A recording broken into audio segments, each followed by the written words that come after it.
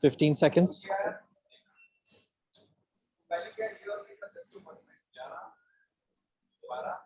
Right. 5, 4, 3, 2, 1. We are live.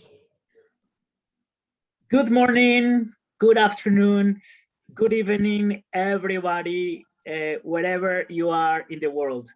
Very happy to this presentation today, to be here with this panel with a golden set of panelists and moderator, as you will see very soon. We are very happy to have all these 4 women today in our panel, Redesigning Your Business for the Digital Age Across Cultural Perspective. I'm Juan Hoyos from the SheTrades initiative, and as I was saying, very happy to introduce you today to this topic, important topic nowadays. Today, before I formally introduce our guest, let me share with you some logistics announcements. This panel, as always, will be recorded and available in the 10X platform. So give us a few days to see the recording. But once you get logged into the 10X SheTrades Global, you will find all the previous recording panels, webinars, etc. And then we want to kindly as well request you to share your feedback using the evaluation form in the chat box. That you will find in the chat box. You see polls, and then we are more than happy to receive your inputs on the panels, on the activities, etc. So we have 4 amazing women today, so I don't want to spend too much time talking about other things. I don't want to delay the panel today with such a rich content. So let me introduce first, let me start with our moderator, that is Sucharita Ishwar. Sucharita is actually, before everything, is a good friend of SheTrades. She's been accompanying SheTrades for many years in our SheTrades Globals when we used to do it face-to-face with a lot of activities, and it's a pleasure to having her today. She is the founder of the Catalyst for Women Entrepreneurship, CWE, that you already heard about CWE last week in the webinar. And then CWE is a platform that I mentioned last week as well that enables women across India to start up and scale the enterprises, and is the SheTrades partner in India. Sucharita has worked for 30 years in development, the technology industry, and women-owned businesses. And she believes that now is the time for women to show their leaderships to make the world a better place. Actually, it was before, but now we have the power to empower these, to bring the women, and then women are finally taking over the responsibilities. And she has promoted and mentored women entrepreneurs since 2011. Among some of the responsibilities, and listen, some of them, because it's a long list of amazing responsibilities during her long career. She's currently India ambassador for 50 in Tech, a program to create 50 successful women-led global tech enterprises. She headed We Connect International in India, that is the US-based organization that connects women-owned businesses to market opportunities with transnational corporations. And also in 2017, she chaired the W20 working group of G20 on financial inclusion of women through entrepreneurship. And she is the current co-chair to the B20 Women in Business Council for G20. As you can see, this is only the latest activities, and then, but Sucharita has an amazing experience and knowledge on the topic. Now, passing to the panelists, we have Preeti Sahni. I hope I pronounce it rightly. She is a career brand strategist and a startup advisor and mentor. Preeti works with brands and organizations, helping them shape their future with a purpose-driven approach.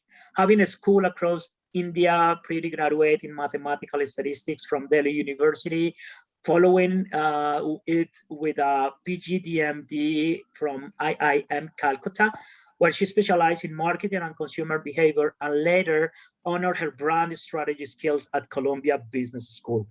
She started her career at Lintas Advertising, where she spent 12 foundational years working with some great brands.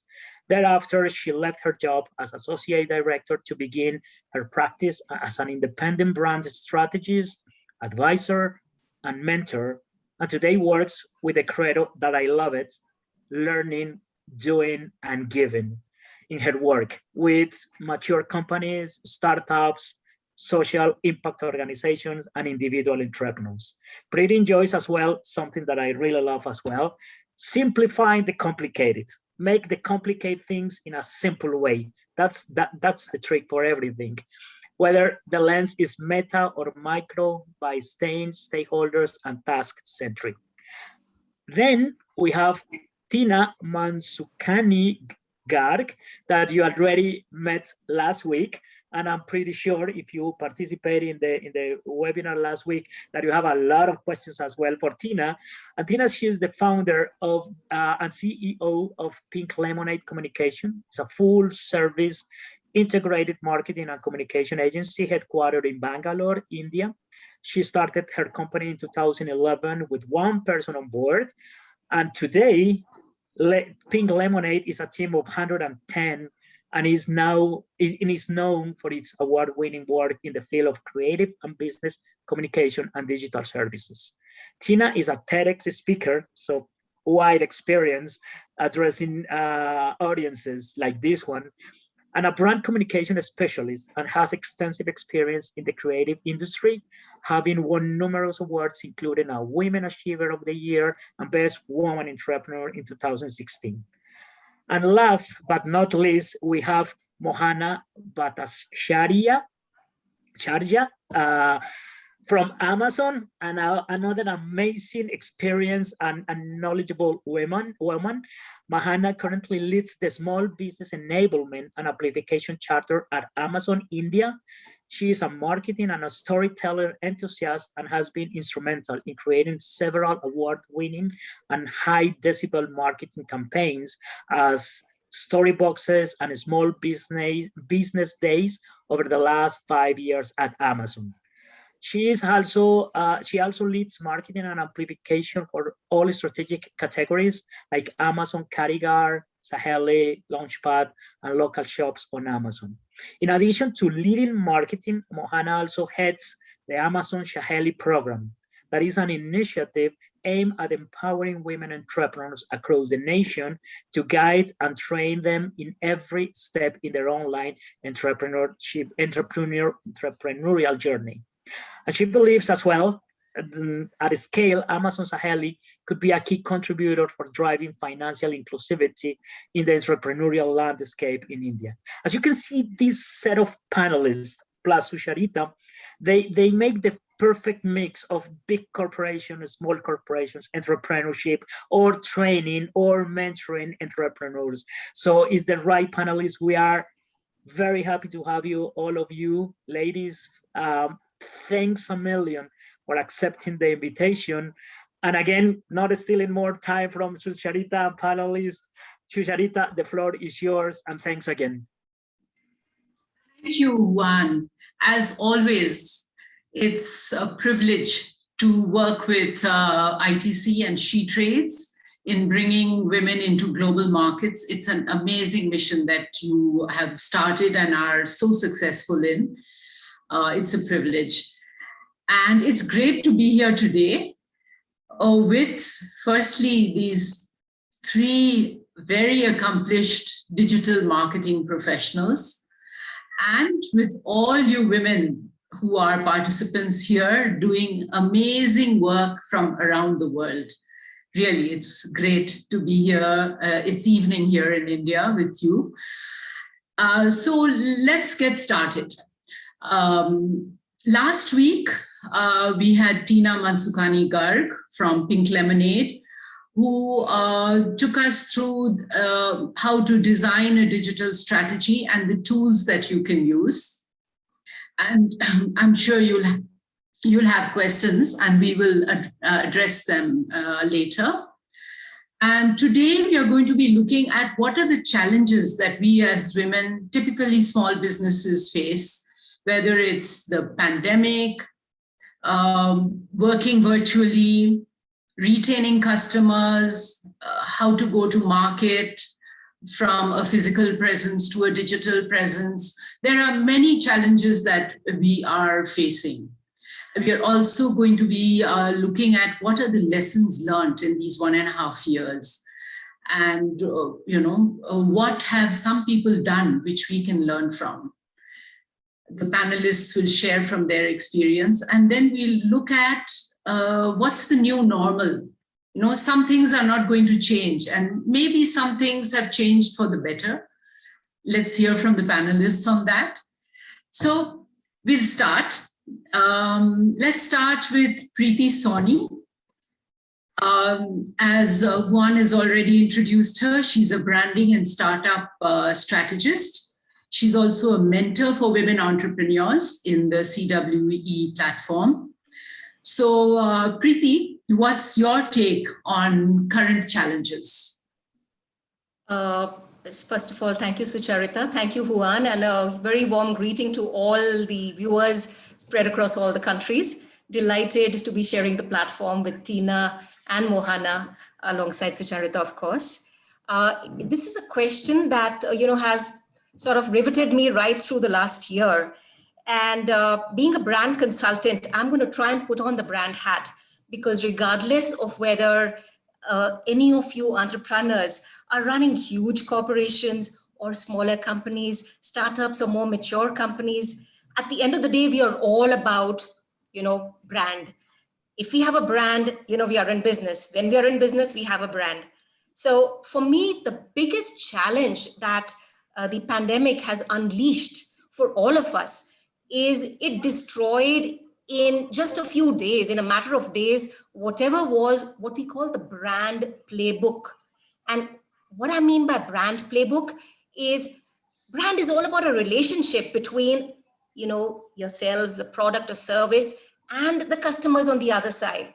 And for a host of categories, this playbook, which includes 3 phases: pre-purchase, which is all about matchmaking, about discovering the offering, whether it's a new, kind of, pen or garment, or a new way to solve some problem, or, the second phase being the whole purchase experience.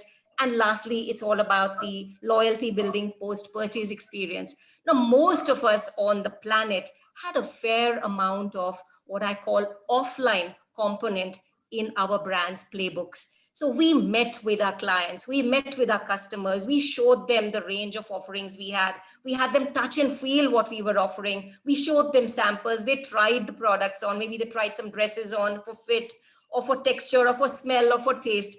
So all of that got taken away. And given that the pandemic also imposed a lot of constraints on physical access, on being able to even step out of our homes, because we had no idea what was happening through much of the year, with governments in all countries imposing different degrees of restrictions. And these were not even continuous restrictions. They came and they went, they came and they went. So we had to deal with all of that and figure out, how to even survive our businesses, and at the same time deal with, and I've seen a lot of my entrepreneurs deal with mental stress, a lot of amazing and unimaginable stress, kind of being concerned about the well-being of your own self, about elderly parents, about children, about other family members, about employees in the team, people falling sick, not falling sick. So there was this entire mental burden, in some cases an economic burden, a financial burden. And through all of it, the brand playbook was completely destroyed if it had any, offline components. And we had to really, see that as the biggest challenge to try and overcome. How do we integrate and survive using the online components wherever we hadn't even used them? I just want to add a small point, which is that for many categories which had already embraced technology, e.g., if they were offering technology products, or like my fellow panelists, Mohana, who is with Amazon, she works on a platform which is entirely online, and she connects customers with brands, or indeed Tina, who builds brand playbooks. So it was a lot of uncharted territory and a big challenge because we had to throw the old playbook away. So I don't know if that answers your question, but for me, that was like a pivotal, life-changing kind of experience for all brands, regardless of where they were on the digital journey. Some did well, some didn't, but we can go into that with the fellow panelists as well. Thank you, Preeti. May I invite you, Tina Mansukhani Garg. Some of you have already met her last week, to share on what you see as the challenges that have emerged. Sure. Thanks, Sucharita. Thanks, Preeti, for outlining the fact that the women who have brands out there needed to have shifted the way they were managing those brands and things. As an entrepreneur myself, I think I was already about over 100 people when the pandemic first struck. The first questions that I had and the challenges that I faced was, how do I send all of these people home to be working from home, because we are in the creative industry, and which meant taking systems home, taking internet connections being made available at home and things like that, which became a little bit of a difficult place for us. Also in the creative industry, they're so used to people feeding off each other, copywriters, designers, videographers, the website folks, etc., digital marketing folks. Very difficult to tell them, I need to put up this post right now. Are you giving it to me? What am I carrying out there? And this is the insight that you should be building into the next thing that goes up. So creative isolation became very, very much of a challenge. And to be able to assess or review somebody's work by the end of the day became a challenge. But I think the most thing most entrepreneurs went through or must have felt was, am I relevant? Am I going to get business tomorrow? And that was one of the biggest things that I also thought, that what happens to business tomorrow? What happens to my current pipeline? Are people going to honor it? Am I going to be relevant? It's overnight shutdown. I know a lot of women who run manufacturing businesses, small industries, cosmetics, beauty, fashion. They make garments, apparel. Almost overnight, they weren't able to go to their workshops anymore. And if you can't supply, you can't be paid. So that was a kind of a challenge that I had as well. But luckily in 2 months, it settled down, because we realized that everybody who wanted to still be, reaching out to a customer base was now trying to do it digitally. The other big challenge that we had was payments from some customers. For example, we had people who serve the malls, etc., who needed to give us money, and they weren't getting their money out from the malls, so they weren't paying us. But that's where the business model that I have really, really helped me, because I work with a large number of different types of organizations, large and small. I work with people who have different kind of payment cycles with us, and different kinds of services, right from creatives to brand strategy, to websites, to videos and all of that. And we started realizing that videos and digital became our big winners. People still wanted to communicate, because video is an audio visual medium that still reaches out to people, and digital and social became really big winners for us. So that helped us overcome the challenges. But certainly how to pay salaries, and because we didn't cut any costs, we didn't cut any salaries at all, it became very big. Where do I get the monies from? I have to get the pipeline going. I have to get the leads still coming in. And almost overnight you had to stop marketing, because anybody who marketed was not looked at in the right light, where the world was suffering so much, and here you're saying, give me business. That's not possible. So those are the kind of challenges we went through. Maybe we can discuss a little later as to how we came out of those challenges, but these were the main ones for now. Thank you, Tina. And now let's hear from you, Mohana Bhattacharya, from your perspective. Thanks, Sucharita, and thank you, Preeti and Tina. Like, super relevant and relatable challenges. I think all of us have gone through a similar cycle of readjusting and realignment of our entire strategies whatsoever, right from bottom up to top down. Everything got overhauled during COVID. But before I begin, begin, I would really, like to thank all of you for tuning in today and for listening to us. And would like to thank ITC and SheTrades and CWE for bringing us all together. I'm really looking forward to the interaction. Coming to your question, I think what Preeti and Tina mentioned are extremely relevant challenges for small businesses, large businesses, and businesses of all scale and sizes. I would like to sort of draw your attention on certain challenges that probably might have been greater for women-led small businesses than other enterprises. For instance, and a lot has been said about some of the common challenges that all businesses have had to face, including the cash flow shortages, disruption in supply chain, etc., which became even more, which honestly were even more pronounced in women-led small businesses than other enterprises, majorly driven by lockdowns, closure of exhibitions, offline trades, markets, shops, transport restrictions. And even though we were online and we were serving customers online, supply chain shortages were real, and like all of the businesses that are working with us were facing supply chain shortages, and some of them still are. There have been massive supply chain disruptions across the globe.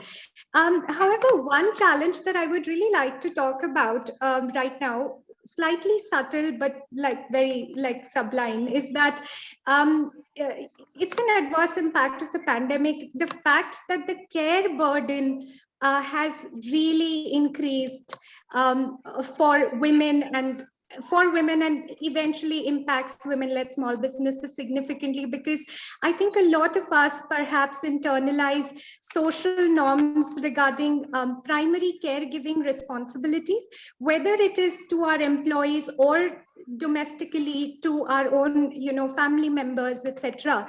And this kind of leaves women entrepreneurs with lesser time to devote to entrepreneurial efforts. There have been surveys that show that 70% of women entrepreneurs reported increased household conflicts as compared to, say, 50% of their male counterparts. And women have consistently throughout the pandemic also reported moderate to extremely high levels of stress regarding these responsibilities, caregiving responsibilities, which it's a reprioritization, which is essential at some point. But this reprioritization has definitely impacted to some extent the quality of inputs that women entrepreneurs probably have been able to drive in order to diversify their businesses and mitigate the risks and challenges that we face. Yeah.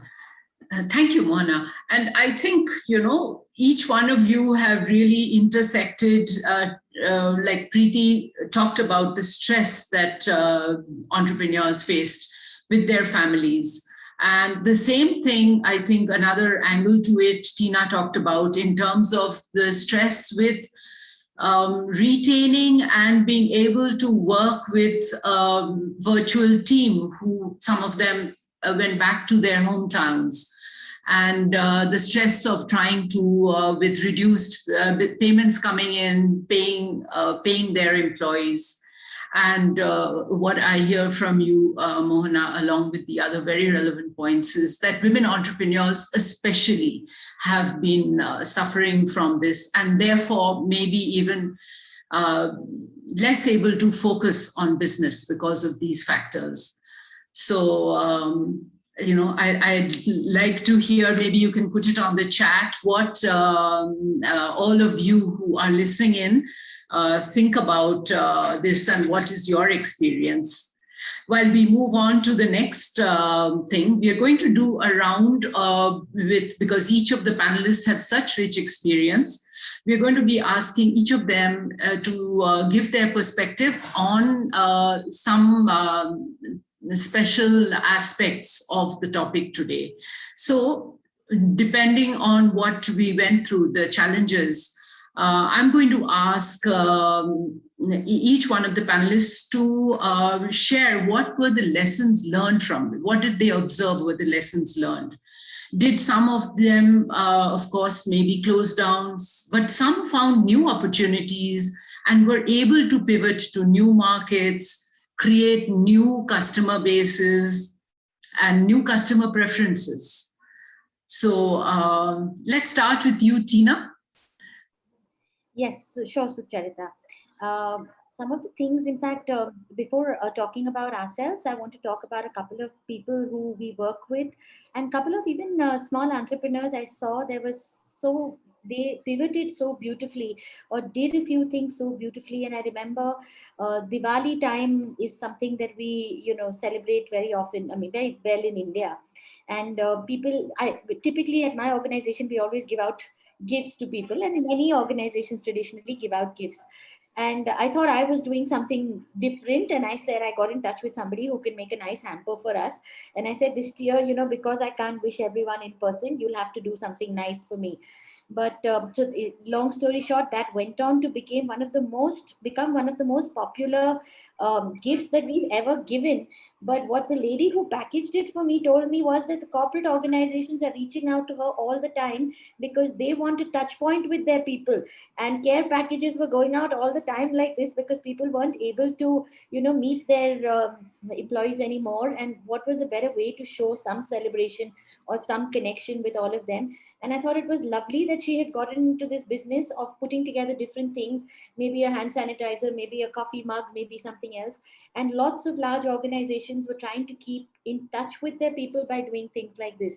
I know other ladies who started off a beautiful business of making mask plus scarf called MAFs. So, it looked very different because if you had an apparel or garment industry, you just did something different. I know a caterer a food entrepreneur who we work with, who did brilliant business by converting her little, spices and pickles and things like this into a retail outfit.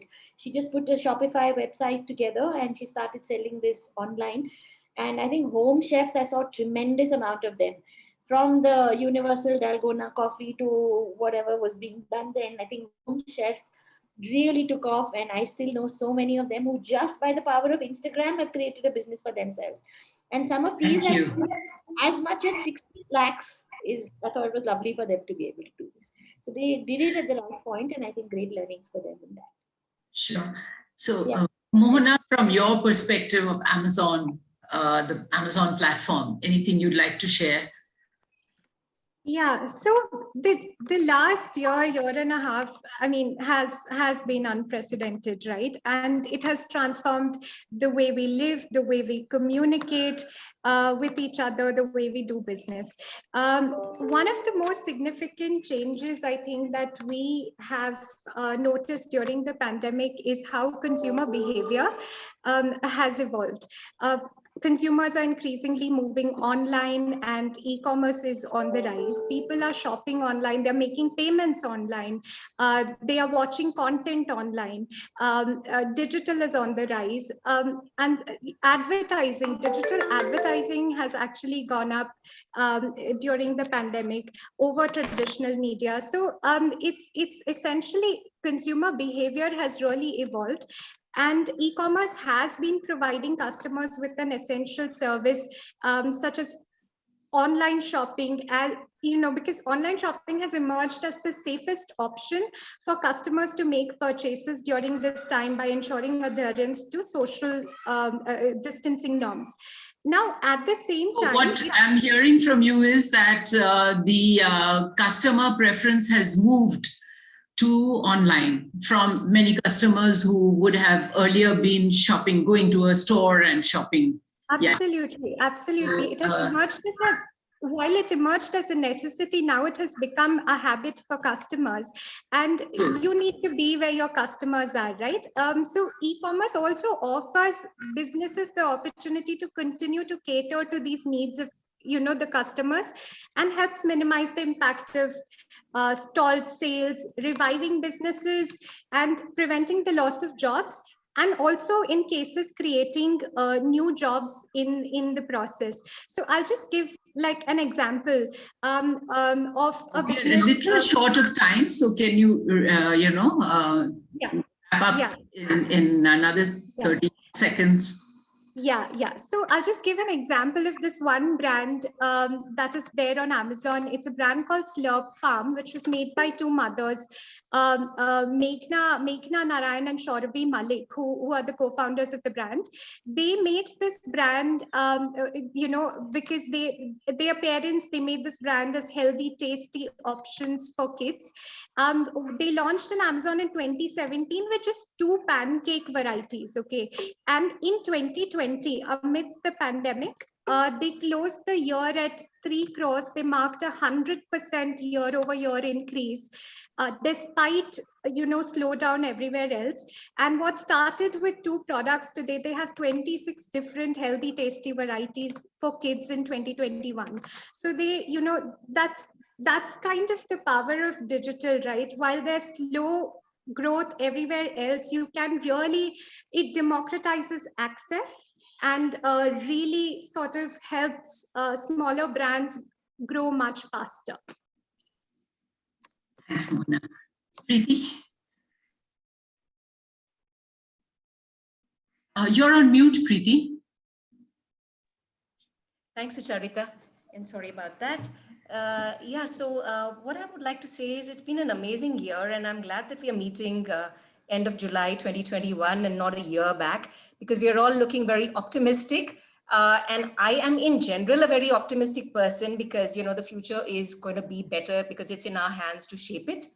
That being said, I feel the biggest learning for me is that humans, are amazing learners. We are fantastic at learning and surviving and adapting.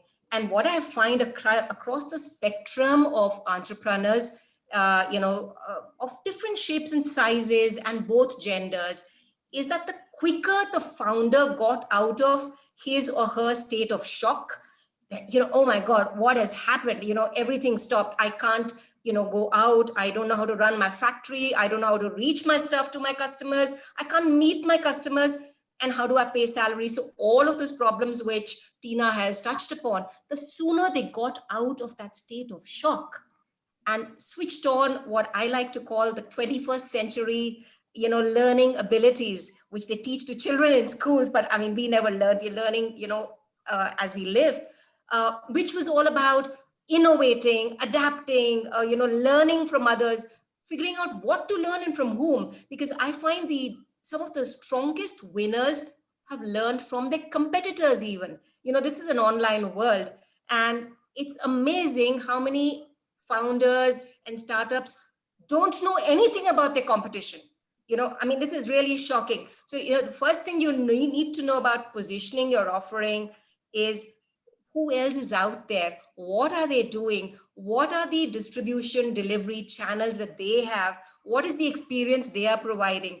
Because we can't be right at the forefront on every metric, but we need to, be aware of what's happening. So it's been amazing how sooner or later, slower or faster, most people have adapted. I mean, grandparents are good at Zoom calls and setting up Zoom calls. Customers, believe it or not, B2B customers are so happy doing discovery online.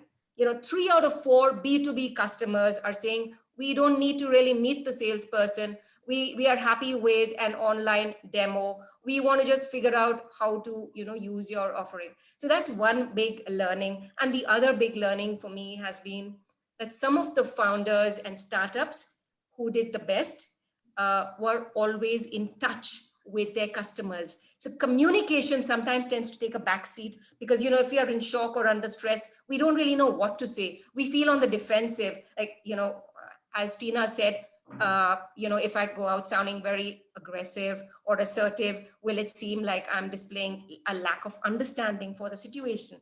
But communication can take many shapes and forms. And because brand is all about a relationship between our offering and our customer, we just need to be in touch, because being in touch, establishes continuing trust. And in the kind of world which we depend on, I mean, Mohana, without Amazon, we wouldn't have survived the year. I think I'm speaking for most of the planet. Trust is so integral. I mean, any number of brands we hadn't heard of, we have bought because of the trust that you as a third-party platform and many other platforms around the world in different countries offer us. So I would say communication, trust, and the ability to learn have been my own personal learnings. Sorry if that took too long. No, not at all. So that sort of leads into what we thought we would look at in terms of what really has changed and what's changed for the good and what can we do about it as entrepreneurs. And when we are looking, it's a fact. I think Mohana emphasized that a lot of buying has gone, a lot of action has gone online, whether it's buying, whether it's selling, whether it's managing your team, everything has gone online. So what would you say has changed for the good, and would, what do we need to look at and plan for, especially in the context of being digital, of being online, all the different things that we need to be looking at. So who wants to go first? I'm happy to go. Let's hear Tina. What's changed for good is one, mental wellness, and we need to all take care of ourselves to be able to take care of others.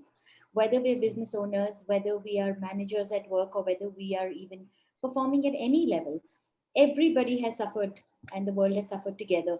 So I think it's really important that we've all awoken to this. What I'm really glad about is we had started our mental wellness employee assistance program way before the COVID struck, because having people happy at work makes all the difference to any organization.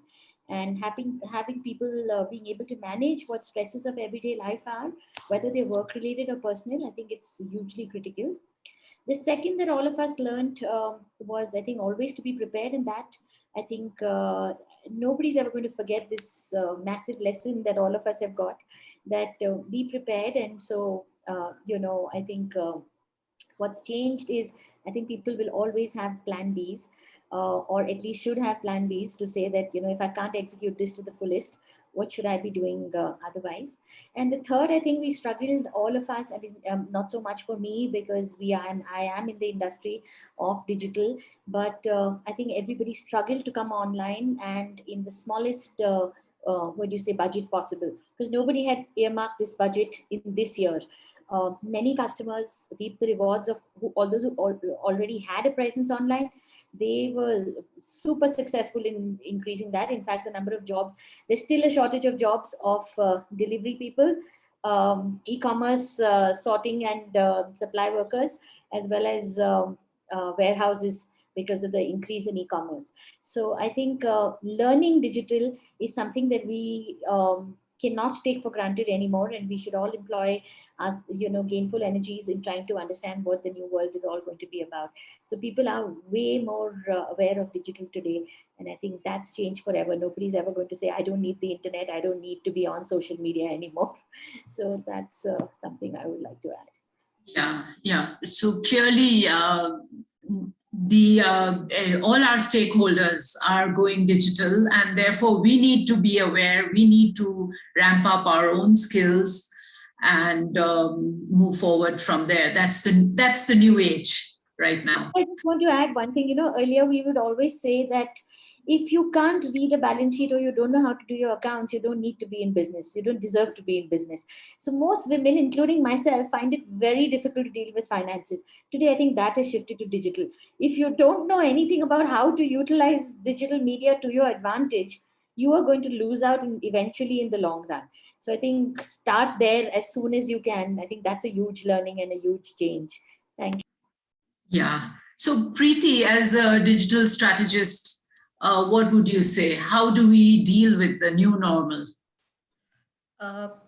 Just to add to what Tina just mentioned, I think the whole thing for me is that the one thing that has not changed is the need for every founder to ask some basic questions about their brand, about their offering.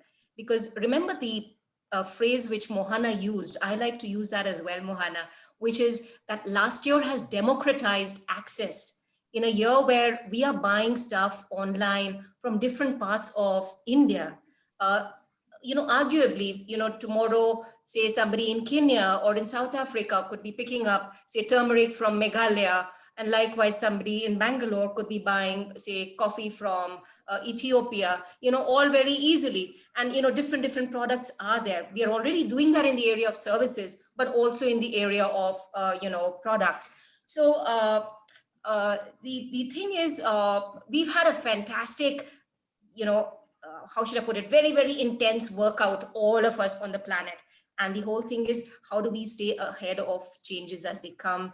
How do we become trend spotters and not always kind of get caught in, like a rabbit in the glare of, headlights? Because we're not going to have a pandemic of this scale again, but changes are happening.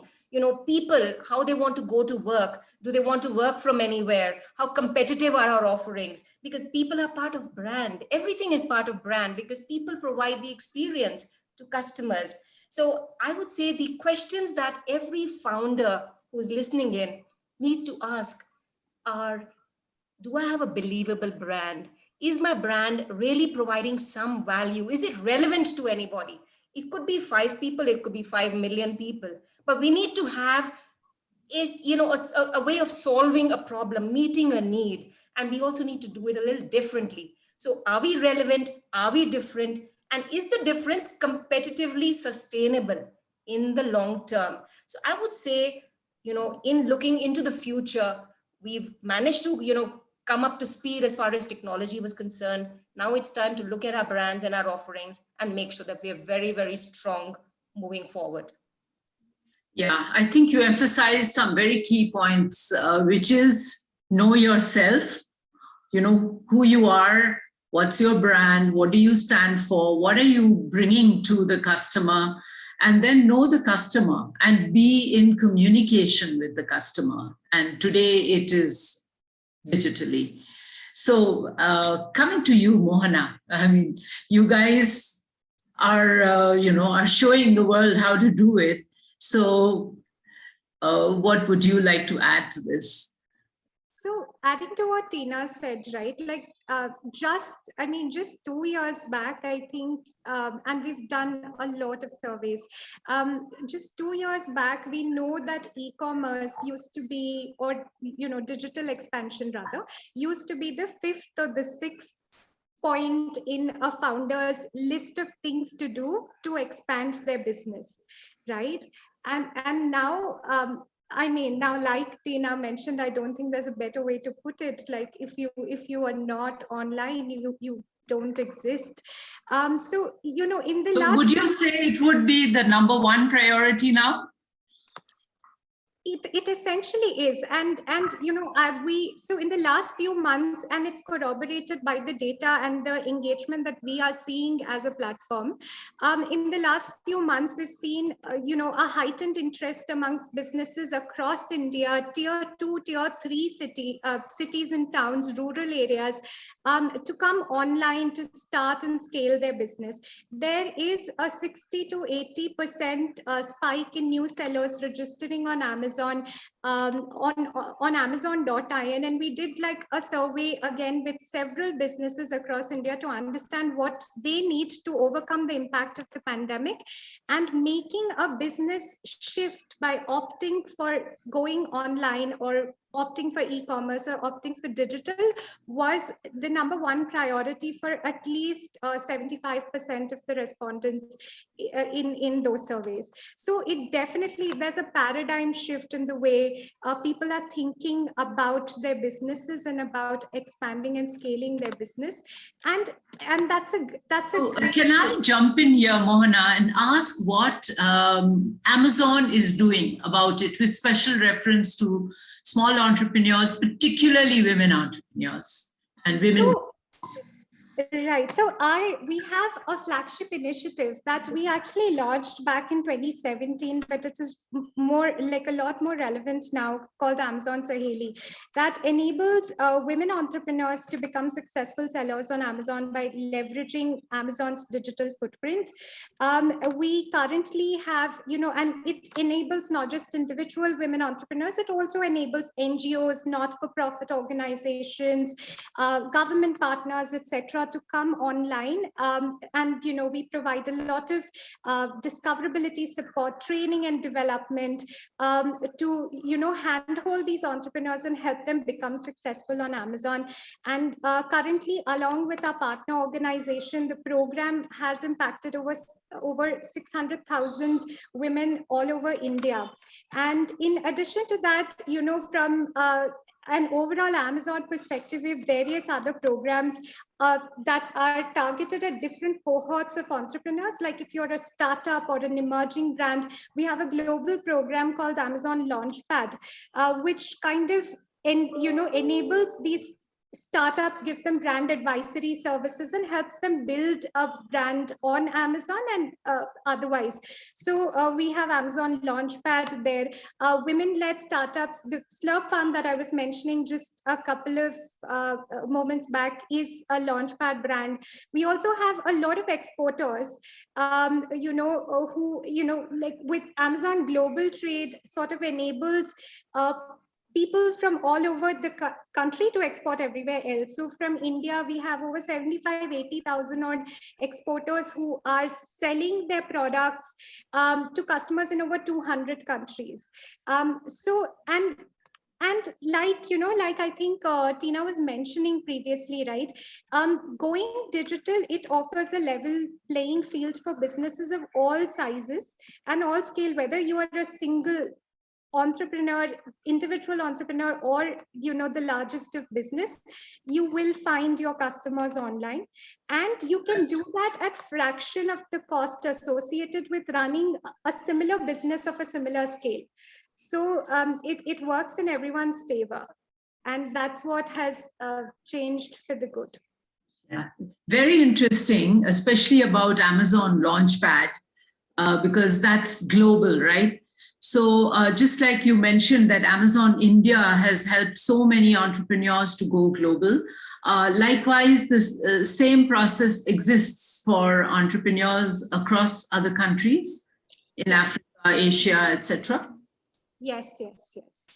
A lot of our programs like Launchpad and Global Trade, etc., are global programs where there's cross collaboration between all the countries that we sell in, which is in over, I think, 200 plus countries across the world. Yeah, so I would invite all the participants to reach out to Amazon in your country and explore that option of the Amazon Launchpad. Is there something you want to add, Tina, right now, or shall we get into the questions? Because that's interesting. I just want to add one thing, Sucharita. She's mentioned a very valid point, which I think the entrepreneurs who are pivoting to a new product, even before you go on to create, high volumes of that product, you can do a minimal viable proposition by just checking the success of that, by selling it on a platform like Amazon, or like she very rightly said, look at what you can do just to sell online. You can be selling out of a warehouse and nobody needs to know, but your brand and product can look really wonderful online, and try and see what the success factors are before you invest heavily. And digital is a fantastic way to go. Yes, thank you. So let's move into the questions, because a lot of very interesting questions have come. Since all of you have emphasized that digital marketing is the need of the hour now. You can't move forward without that. There's one question: how does one decide what percentage one must set aside for digital marketing for optimum outreach? Would one of you like to take a shot at that? When you want to go with it? Okay. So yeah, I can go with it. So the pandemic hopefully will not last forever. So obviously, I hope that we will be going back to some semblance of life before the pandemic. However, what percentage of your marketing budget you should set aside for digital versus traditional media depends on the objective that you want to achieve. Like, for example, and again, like it's a great question with like a very long answer. Like, there are different channels of marketing, there are different objectives. Like, for example, if awareness or brand awareness is your objective, then there is a whole different set of things that you need to do, versus if it's growth, performance, traffic. If that's your objective, then there's a very different set of things that you need to do. But what I would like to highlight here is that digital is a great way to test out things, like Tina mentioned, right? And with digital marketing and advertising, the way you can target an individual in this day and age, like your customers, and you can assess and experiment and understand the response that different cohorts and sets of people are, have to your products, is amazing. The amount of data that you get about your customers by just using a very small budget is extremely interesting for you to solidify your long-term strategy. So before you even do anything large scale, and I completely align with what Tina mentioned, start small, understand who your audience is by investing on digital first, and then once you get that insight, use that insight to build kind of the long-term strategy for your brand. So you would know exactly who your customers are and who is basically more interested in your product, who is clicking more on your ads. You get that kind of insight, and you can sort of then understand the demographic of your audience and gear your product and your strategy towards that. Yeah, that's really bang on, I think, for a small entrepreneur to start small, focus on who you think is your key customer, and really understand and then move forward. There's a question from an entrepreneur in Nigeria who's in the textile and apparel business about e-payment, modes of e-payment. So Mohana, would you like to take a shot at that when it comes to different countries? Modes of e-payment, would you have any clarity on that?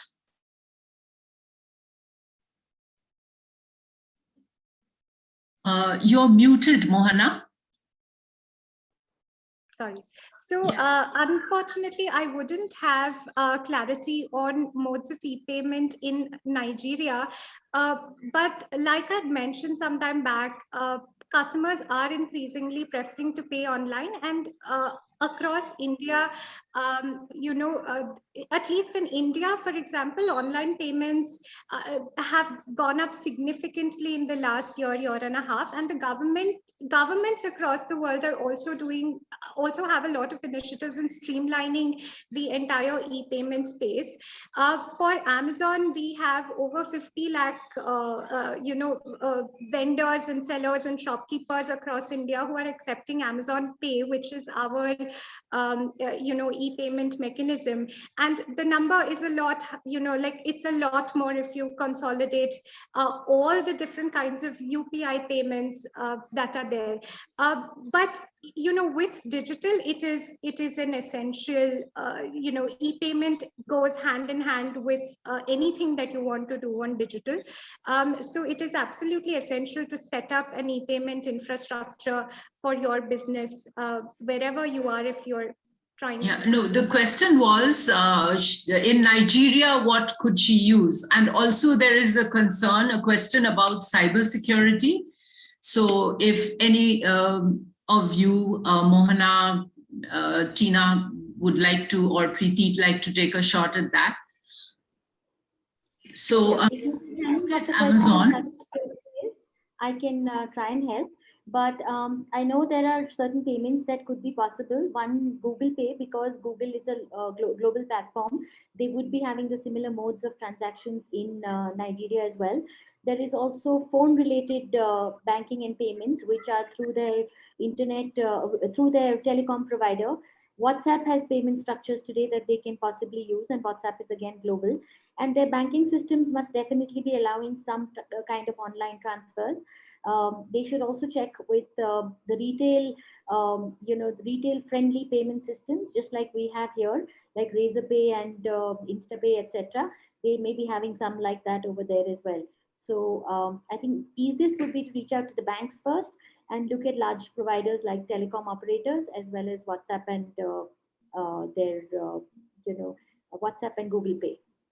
So that's, I there see. are, Okay, WhatsApp and Google Pay is what you're talking about, and these are global payment platforms, right? global payment platforms. But I do know that in Nigeria they are seeing some decrease in the amount of e-payments that they are seeing right now. I don't know which are the particular platforms that are not performing so well, but there would be a lot. I think the retailers association would be able to give them Yeah. more details. So linked to that, I see a few questions which have concerns about cybersecurity, hacking, etc. Because I think there has been a lot of that happening across globally. So any inputs on that?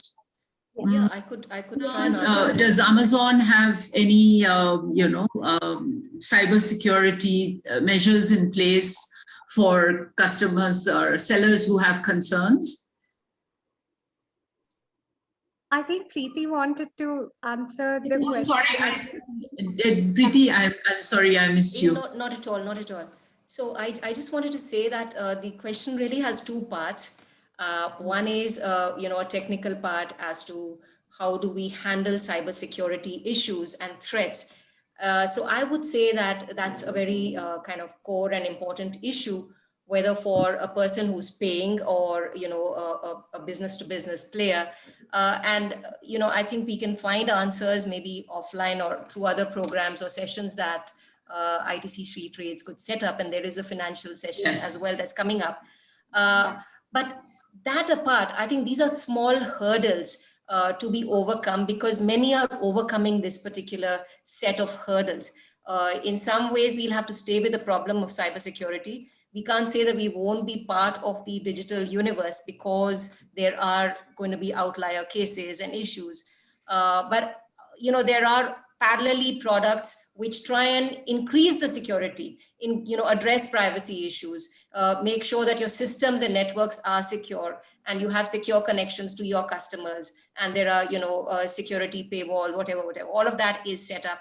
So I would say, as a founder, the founder who's thrown up this question, it is really important to understand what's happening. Part of what I mentioned was to just scan the local environment, because there are others who are already doing it in every single country. So maybe you could just explore what are the best practices in your geography. What are the most competitive price-wise offerings which handle e-commerce securely? I know MasterCard Foundation has programs running all over Africa, and they have tried to, they've done great work on financial inclusiveness through using the telephone platform. So mobile telephony and, using that as a payment gateway itself. So you will probably have solutions, but you still have to really be part of this. And, the point I was making about the brand playbook, I think if you're making a brand playbook, it needs to have digital at every stage, from where you're showing your product, showing your service, getting people to understand you, right through to closure, and then retaining loyalty through various programs. Yeah, thank you. That was really valuable. And I would say CWE would be happy to do a session on cybersecurity and taking care of what you need to protect as you move online. Let's move on. I do see a number of questions. Tina, we'll come back if you don't mind. I don't want the others to feel we have ignored their questions. So Sharita, I think Tina wanted to complement this question as well. Give her 1 or 2 minutes, and then we can start with the last question, and then wrapping up the session. Thank you, Juan. They have the Central Bank of Nigeria offering the NEFT and NIP payments.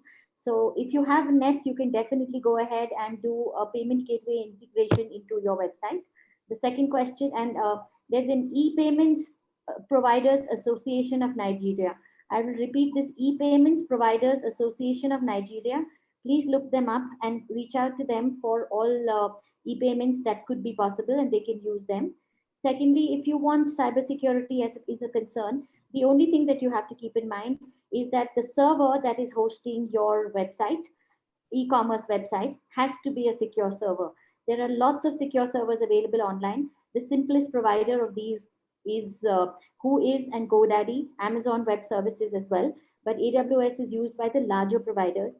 So even if you go to somebody like GoDaddy, please choose to go for a secure server. It is slightly more expensive than a normal server, but you will not get cybersecurity issues. Whoever is designing your website, secondly, please make sure they are a well-known person who is not using free plugins, because that is where all the hackers come in from. And these are simple things. I'm happy to answer it in detail and give it to you for you to send out to. But e-payments providers association of Nigeria should be able to answer your queries. Oh, I just wanted that's very valuable, Tina. Thank you very much. So there's another question: which platforms can you use for digital marketing apart from social media platforms? Not email for sure, email, WhatsApp for sure, Drift Chat and other kind of chatbots, platforms like this, where you can introduce an e-catalog as well. So you can definitely use all of these. There are multiple e-cataloging sites. You can go to, I discussed it the last time, I can't get the name right now, but Etsy, platforms like Etsy, there's AliExpress and all of these where you can sell stuff which are not social media platforms. These are not social media platforms. But most importantly, please invest in keeping in touch. If we are small entrepreneurs, please keep in touch with your audience and direct to consumers through WhatsApp and through emails. The simplest email that you can send. CWE sends us a lot of emails as well. Those kind of emails are very simply put together. Stay in touch with your people through that. Introduce new products and catalogs through that. so. Every country will have its own platforms as well, Telegram, Signal, etc. China has different ones, but these are other platforms other than social.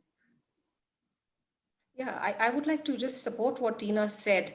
I think, if you're talking about products being sold to individual customers and you're not talking B2B, when you're talking B2C, then WhatsApp is really, something that's been very widely used, and there is no expense. But the key point is, again, the one that I made earlier, the startups that have done the best have stayed in touch. So you have to stay in touch through every single phase. And if you're selling to a business, marketing to a business, then discovery could be all about simply doing your email marketing, doing newsletters, sharing, aside from your website, of course, events, news, milestones, just sharing, and also engaging over, the same kind of, running webinars, having conversations over Skype and other channels. Essentially, the entire discovery and the brand choice phase, you try and move online through digital, and you can do all of that at very low cost as well. So I feel, much of this may sound more complicated, but again, there are lots of best case practices out there, and we've just shared a few of the channels that could be used. Very valuable inputs and suggestions from both of you, which I hope participants have taken note of. We've just crossed 6:30, so Juan and participants, would it work to extend it by another 5 minutes so we can? I think maximum 5 minutes, because we really need to close the webinar in no more than 6 minutes. I don't know if we have another. Let's aim for that. I see a question which is about which digital platform do you think is the best for marketing marketing from non-profit organizations that support and mentors women entrepreneurs? So anyone wants to take a shot at that? come again? Would you come again on that? I want to hear it correctly so I can give the answer. Yes. Which digital platform do you think is the best for marketing any non-profit organization that supports and mentors women entrepreneurs? It's definitely Facebook and Instagram, because Facebook has the largest ad manager integration into Instagram, and most people are there across all age groups. The slightly older millennials and Gen X are there on Facebook, but you will find Gen Z and Gen Alpha on Instagram. So I definitely think it's both these, if not Google, So that's, and I should add that, in the previous question, when somebody asked, if not social media, which are the digital platforms, Amazon is a brilliant one. Amazon is the brilliant one. You get your maximum revenues from Amazon. Unfortunately, Mohana, the moment the women entrepreneurs or any small entrepreneur is not able to sustain that interest in Amazon, they can't plan their supply chain, because the moment they drop on Amazon, they go haywire and they just don't know how to move forward. So, but Amazon is the other one. I was about to answer that question. I was like, Amazon, like advertise on Amazon, but then I don't know. I felt it's okay. Well, maybe you can do a session for our entrepreneurs to really train them on how they can leverage Amazon, right? Yes, please. Yeah, perhaps that is something that could happen. Yeah, happy to. So very happy to take up in-depth session, whether it is advertising on Amazon or just selling on Amazon, whatever it is, we can definitely arrange for a session. Thank you. So we'll come back to you on that. And is there any other last question, Juan, which? I don't think so. Okay. So we can, okay. You can. So can I just, do a round again of our awesome panelists before they go away? Sharita, I propose you something. Let me do the last two slides, or one slide with the next things. And then I give you and the team and the panelists the last minutes. Just to you do the closing, not me. But it's just, I prefer to present one slide that Kriti can help us right now to present one slide. Yes, I think that's important. You are the owners panel, so you do the closing of this panel, not me. So just one thing that I want to mention before I give this information that you will see in this slide. Well, thanks a lot, all of you. It's been amazing. We have a lot of more questions, actually. Major questions, all of them, but we don't have time. And definitely they are really willing and eager. People are eager to learn more and more and more on your topic, on the topic of digitalization, on your topic on marketing and branding online, etc. And it's clear, I love what Kriti said, that from a year ago, we are more optimistic, because we learn and we suffer and we change. Everybody change. And look at the panels today, and Sharita as well. Everybody from different perspective had to adapt. And the message to all women entrepreneurs today is we are kind of feeling that we are living pandemic, but always as a business person, don't think pandemic is finished, meaning that you need to adapt every day, because the market is changing so rapidly, and even pandemic speed up these changes. So always think in plan Bs, how I can adapt. Don't stay sitting. I have a good product, I have a good service, I have good channels today, so I'm all set. Never, you are never all set. Change everything. Every time, and look and do research all the time. But I love this issue, and all of you presented today, is the ability to learn, the ability to change. This is what makes a company competitive. Not to have the best packaging, not to have the best service, not to have the best product. Is the ability to change and adapt to the beneficiaries. Now, invitation. We are getting close to finish this long series of webinars and activities this year for SheTrades Global. So next week we will start all of you will receive excuse me, the invitation to participate in the online course Embarking on a Digital Transformation for Organizations that is starting on 2nd of August. And in August, we have the last package that is in sustainability and standards. So complying with voluntary sustainability standards, we have the webinar offered by our team in ITC, the T4SD, Trade for Sustainable Development.